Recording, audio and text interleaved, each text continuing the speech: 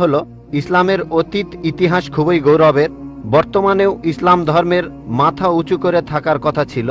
আমার মনে হয় মুসলিমদের কাজকর্মের মধ্যে স্বচ্ছতা থাকা উচিত। অন্য সব মানুষকেও তাদের জানতে দেওয়া উচিত যে তারা কি কি কাজ করেছে বিভিন্ন মাদ্রাসা আর মসজিদ ইত্যাদি জায়গায়, যাতে করে মানুষ জানতে পারে যে এসব জায়গায় কি হচ্ছে। তখন ব্যাপারটা অনেক স্বচ্ছ হবে, কেউ তখন আর ভুল বুঝবে না। ধন্যবাদ ভাই, খুব সুন্দর প্রশ্ন করেছেন। তবে আপনার উত্তর দেওয়ার আগে আগের বোন যে প্রশ্নগুলো করেছিলেন সে ব্যাপারে কিছু কথা বলি। তার 3টা প্রশ্ন, সেখানে আমার মেয়ে রুজদা নায়কের গানের কথাগুলো মনে পড়লো। শেষ গানটা যে don't talk to me about Mohammad সাল্লাল্লাহু আলাইহি সাল্লাম, আর কোঅর্ডিনেটর বলেছিলেন গানের কথাগুলো একটু মনোযোগ দিয়ে শুনবেন। আপনারা যদি কথাগুলো শুনে থাকেন, এটা নবীজি সাল্লাল্লাহু আলাইহি সাল্লামের একটা সিরাত যে একদিন মোহাম্মদ সাল্লাল্লাহু আলাইহি সাল্লাম হেঁটে যাচ্ছিলেন, তখন এক পথচারীর সঙ্গে তার দেখা হলো। সে নবীজির বিরুদ্ধে কথা বলতে লাগলো, ও এই নবী মোহাম্মদ খুবই খারাপ লোক, তার সঙ্গে কথা বলো না। সে কিন্তু মোহাম্মদ সাল্লাল্লাহু আলাইহি সাল্লামের সঙ্গে কথা বলছে, সে জানে না ওই লোকটাই মোহাম্মদ সাল্লাল্লাহু আলাইহি সাল্লাম। সে নবীজির কাছে বলল, পথে হাঁটতে হাঁটতে, নবী মোহাম্মদ খুবই খারাপ লোক, তার কথা শুনো না, তার কথা শুনলে বিপর্যয় হয়ে যাবে, সবার জন্য খারাপ হবে, ইত্যাদি ইত্যাদি। গানটাতে এই কথাগুলো বলা হয়েছিল। লোকটা নবীজিকে বলল, তবে আপনি খুব ভালো মানুষ, আর আপনাকে সাবধান করছি ওই মোহাম্মদ লোকটার কথা শুনবেন না সাল্লাল্লাহু আলাইহি সাল্লাম। সে ভণ্ড, নাউজুবিল্লাহ, সে খুব খারাপ মানুষ, নাউজুবিল্লাহ। এরকম আরো অনেক কথা। তবে নবীজিকে বলল, আপনি খুব ভালো মানুষ, আপনি দয়ালু, আপনি পরোপকারী, আপনার নামটা জানতে পারি? নাম শুনে বলল, কি? আপনি কি বললেন? আমি কি ঠিক শুনছি?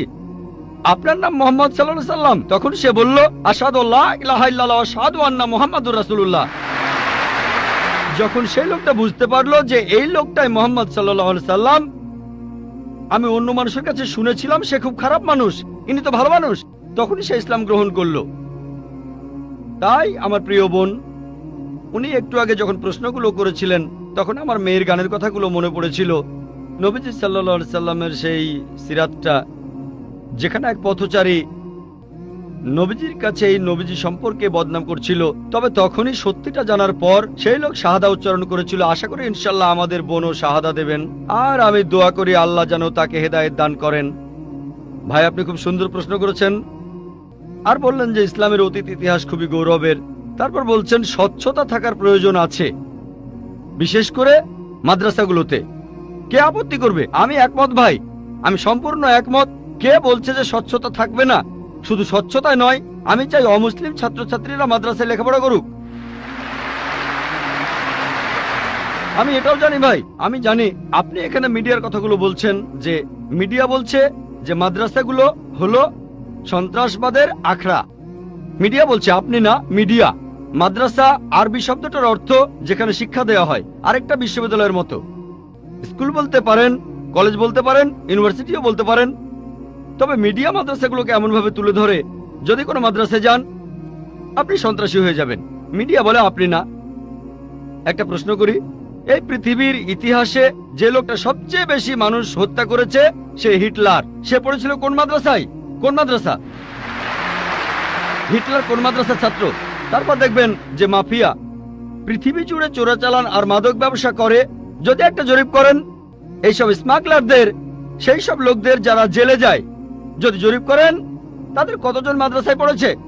কতজন? খুব কম থাকতে পারে, খুব কম। বেশিরভাগই ভার্সিটিতে পড়েছে। কোন ভার্সিটি? আধুনিক ভার্সিটি, স্কুল, কলেজ। তাহলে কি বলবেন স্কুল বন্ধ করে দাও? এটা কি বলবো যে আজ থেকে স্কুল কলেজ বন্ধ, বিএ পড়া বন্ধ, বিকম বন্ধ, বিএসসি বন্ধ? না, কারণ আমি তো স্কুলে পড়াশোনা করেছি। স্কুলে শেখানো হয় না যে ডাকাতি করবেন, চোরাচালানি করবেন, দেশের বিরুদ্ধে যুদ্ধ করবেন। এই লোকগুলো স্কুলে পড়াশোনা করেছে, কিন্তু তারা স্কুলগুলোর কুলাঙ্গার। আর হিটলারও হয়তো আধুনিক শিক্ষা পেয়েছিল, আমি নিশ্চিত তার স্কুল তাকে শেখায়নি যে তুমি 60 লক্ষ ইহুদিকে হত্যা করো। তাহলে বুঝতে পারছেন এরা কুলাঙ্গার। তবে সামগ্রিকভাবে দেখবেন যে এই দেশে প্রতি বছর হাজার হাজার ছাত্র মাদ্রাসা থেকে পাশ করে, নাদবা থেকে, দেওবন্দ থেকে হাজার হাজার ছাত্র। আপনি কি বলবেন এরা সবাই মানুষ মারছে? মোটেই তা নয়। মিডিয়া ব্যাপারটা এভাবে তুলে ধরছে। এখন দেখবেন সরকার মাদ্রাসাগুলোতে যাবে। গত বছর বা তার আগের বছর সরকার নাদবা মাদ্রাসায় গিয়েছিল। তারা মাদ্রাসায় গিয়ে একটা সার্চ ওয়ারেন্ট বের করলো, চেক করবে। কি চেক করবে? আর আলী মিয়া নাদভি রহমতুল্লাহ বললেন ঠিক আছে আপনারা চেক করেন, তারা সেখানে কিছুই পায়নি। এখন হঠাৎ করে একদিন লাখে একবার, হাজার বারের মধ্যে একবার, কোটি বারের মধ্যে একবার হতে পারে সে মাদ্রাসা থেকে পাশ করার পরে কেউ বিপথে চলে গেছে। তার মানে এই না মাদ্রাসা সন্ত্রাস শেখায়, বরং দেখবেন যে সেই সব লোক যারা স্কুল থেকে পাশ করার পরে আধুনিক শিক্ষা ব্যবস্থায় কলেজে পড়ে, ইউনিভার্সিটিতে পড়ে, যেখান থেকে সার্টিফিকেট পায় বিএ, বিকম, ইঞ্জিনিয়ার, ডাক্তার, এরাই তুলনামূলকভাবে বেশি অন্যায় অপরাধ করে থাকে। আপনি যদি স্বচ্ছতার কথা বলেন, আমিও একমত।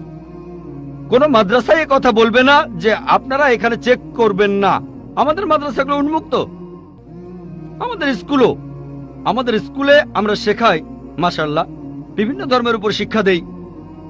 আমার ছাত্ররা আমার স্কুলের, তারা সাধারণ হিন্দুদের চাইতে হিন্দু ধর্ম সম্পর্কে বেশি জানে, খ্রিস্টান ধর্ম সম্পর্কে বেশি জানে সাধারণ খ্রিস্টানদের চাইতে, ইসলাম ধর্ম সম্পর্কে বেশি জানে সাধারণ মুসলিমদের চাইতে, কারণ এখানে সব ধর্মের উপর গুরুত্ব দেওয়া হয়। তাহলে ভাই আপনি যদি স্বচ্ছতার কথা বলেন, আমি একমত, আপনার সঙ্গে আছি। এ কথা আপনাকে কেউ বলবে না, আমাদের পরীক্ষা করতে পারবেন না। আসেন, তবে নিন্দা করবেন না, নেগেটিভ মেন্টালিটি নিয়ে আসবেন না, খোলা মনে আসেন। কে জানে আল্লাহ হয়তো আপনাকে হেদায়েত করবেন, হয়তো সত্যিটা জানতে পারবেন। হ্যাঁ ভাই, আমি এখানে যেটা বলতে চাচ্ছি যে অমুসলিমরা তারা মাদ্রাসায় এসে নিজের চোখে দেখে যাবে, আমি স্বচ্ছতা বলতে এটাই বোঝাতে চেয়েছি, যাতে করে মানুষের মনে কোনো সন্দেহ না থাকে যে মাদ্রাসায় খারাপ কাজ হচ্ছে, সন্ত্রাসী বানানো হচ্ছে। ভাই খুব সুন্দর প্রশ্ন করেছেন। মাদ্রাসাগুলোকে স্বচ্ছ বানাবো যাতে অমুসলিমরা এসে পড়তে পারে। ভাই প্রথমে আমন্ত্রণ জানাচ্ছি আপনাকে, আপনার ছেলে মেয়েদের আইআরএফে আসেন, আমি আপনাকে আমন্ত্রণ জানাচ্ছি। আর ইসলামিক রিসার্চ ফাউন্ডেশনে একটা লাইব্রেরি আছে। এই লাইব্রেরিটা গোটা ইন্ডিয়ার মধ্যে বিভিন্ন ধর্মগ্রন্থের সংগ্রহের দিক থেকে একটা প্রথম শ্রেণীর লাইব্রেরি। আমাদের লাইব্রেরিতে 200-রও বেশি আলাদা আলাদা বাইবেল আছে। বাইবেলের 50টা এডিশন আছে। শুধু ভগবত গীতার অনুবাদে আছে 50টা। বেদের অনেকগুলো অনুবাদ আছে, ঋগ্বেদ, যজুর্বেদ, অথর্ববেদ। হয়তো সরকারি লাইব্রেরিতেও এতগুলো বই পাবেন না, হতে পারে আপনার ধর্মীয় প্রতিষ্ঠানের লাইব্রেরিতেও এই বইগুলো পাবেন না। আমরা উৎসাহ দেই, পড়েন আর সত্যের পথে আসেন। আর অন্যদের কথা বাদ দেন, আমি আমন্ত্রণ জানাচ্ছি আপনাকে, আপনার ছেলে মেয়েদের, আপনাদের প্লেনের টিকিটটাও দিয়ে দেব ফ্রি। আইআরএফে আসেন, আপনাকে আমরা স্বাগত জানাবো। পড়েন, তাহলে সত্যটা জানতে পারবো একসাথে ইনশাআল্লাহ। মাইক্রোফোনটা কি অন করবেন ভাই? আপনাকে অনেক ধন্যবাদ। আমার কথাগুলো আপনি খোলা মনে গ্রহণ করেছেন। আমি চেষ্টা করব যাতে আপনার আমন্ত্রণটা রাখতে পারি। জি, ঠিকানাটা দিয়ে যান, প্লেনের টিকিট পাঠিয়ে দেবো ইনশাআল্লাহ।